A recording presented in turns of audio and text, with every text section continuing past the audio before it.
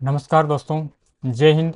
मैं हूं आपका दोस्त दिनेश और आज हम बात करेंगे केंद्रीय विद्यालय और नवोदय विद्यालय। केंद्रीय विद्यालय और नवोदय विद्यालय में कितनी भर्तियां आपकी अभी पेंडिंग हैं जो सरकार के द्वारा आनी है, तो उसकी घोषणा हो चुकी है कि कितनी टोटल वैकेंसीज खाली हैं। तो टोटल वैकेंसीज की बात करें तो 12,000 प्लस आपकी वैकेंसीज दोनों में मिला के खाली हैं। तो आगे देखते हैं अपन, जैसे कि क्या क्या रणनीति है सरकार की और क्या क्या चीज़ें हैं इसमें।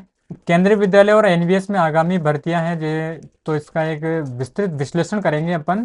केंद्रीय विद्यालय संगठन और केंद्रीय केवीएस और एनवीएस में जो आगामी भर्तियां हैं उनकी पुष्टि हो चुकी हैं और उम्मीदवार हैं जो क्या रणनीति अपनानी चाहिए उम्मीदवारों को कि इस एग्ज़ाम में वो सफल हो सके। तो बात करते हैं, टोटल केंद्रीय विद्यालय में 7,765 पद खाली हैं और नवोदय विद्यालय एनवीएस में टोटल 4,323 पद खाली है और एनसीटी में जो है national council for teacher education में 60 पद आपके खाली हैं।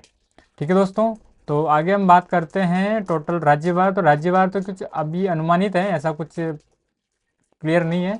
तो अपन आगे देखते हैं आधिकारिक पुष्टि क्या है। अब इसका प्रमाण क्या है कि ये वैकेंसीज सही में खाली है और इतनी भर्तियां आने की संभावना है। तो ये जानकारी राज्यसभा में शिक्षा मंत्री जो अपने हैं, शिक्षा मंत्री, उन्होंने जवाब दिया है कि इतनी इतनी पद, इतने इतने पद इस विभाग में खाली हैं। और ये टीचिंग के पद ही बता रहा हूँ और नॉन टीचिंग के पद भी उन्होंने खाली बताए हैं। तो अपन केवल टीचिंग के बारे में बात कर रहे हैं। तो भर्ती की समय रेखा और संभावना क्या क्या है। केंद्रीय विद्यालय में भर्तियां हर 2-3 साल में आती है, ये हर संभावना है, वह एक समय रेखा भी है कि केंद्रीय विद्यालय में जो भर्तियां हैं वो 2-3 साल में आती रहती है। तो वो 2 साल पहले, मैं मेरे को याद, जहाँ तक याद है 2 साल पहले भर्ती आई थी। और एनवीएस में भी 2 साल पहले भर्ती आई थी, लेकिन अभी जो वैकेंसी है वो आने की संभावना है, पूरी प्रबल संभावना है।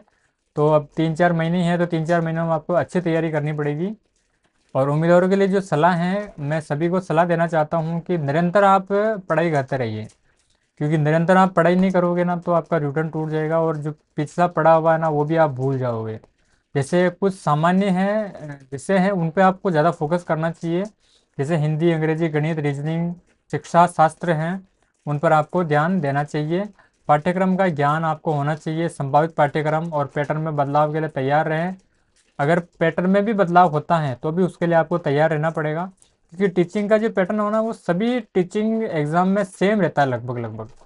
तो आपको इतना ज़्यादा चेंजेस नहीं होता, लेकिन फिर भी चेंजेस होता है। तो आपको पहले जो मेन सिलेबस है ना उसको कवर करके रखना पड़ेगा, और उसको कवर करके रखोगे तभी चेंजेस, जो भी चेंजेस होगा 10% 20%, उसको आप कवर जल्दी से कवर कर पाओगे और आपके अच्छे स्कोर प्राप्त कर पाओगे। तो बात करते हैं, इसमें दो चीज़ें होती है, एक तो लिखित परीक्षा और साक्षात्कार। तो लिखित परीक्षा के लिए आपको अभी से तैयारी करनी है, इंटरव्यू की आपको कोई टेंशन नहीं लेनी है, क्योंकि इंटरव्यू आप लिखित परीक्षा पास हो जाओगे तो इंटरव्यू आप ऑटोमेटिक ही आप में कॉन्फिडेंस आ जाएगा। ठीक है दोस्तों, इंटरव्यू के लिए आप में ऑटोमेटिक ही कॉन्फिडेंस आ जाएगा और इंटरव्यू भी आप क्लियर कर लोगे। आगे हम बात करते हैं मोटिवेशन और धैर्य बनाए रखना है आपको। 3-4 महीने आपको अच्छी पढ़ाई करनी है और अपने पॉजिटिव वे में रखना रहना है आपको, बी पॉजिटिव रहना है आपको और धैर्य बनाए रखना है। ठीक है, तो निष्कर्ष में हम बात करते हैं कि आपके 12,000 से प्लस पद खाली हैं। तो राज्यसभा में भी इसकी पुष्टि हो चुकी है, मतलब भर्तियाँ तो आएगी ही आएगी। ठीक है, और तैयारी आपको रखनी है और मोटिवेशन बनाए रखना है, पॉजिटिव बना रहना है। ठीक है दोस्तों,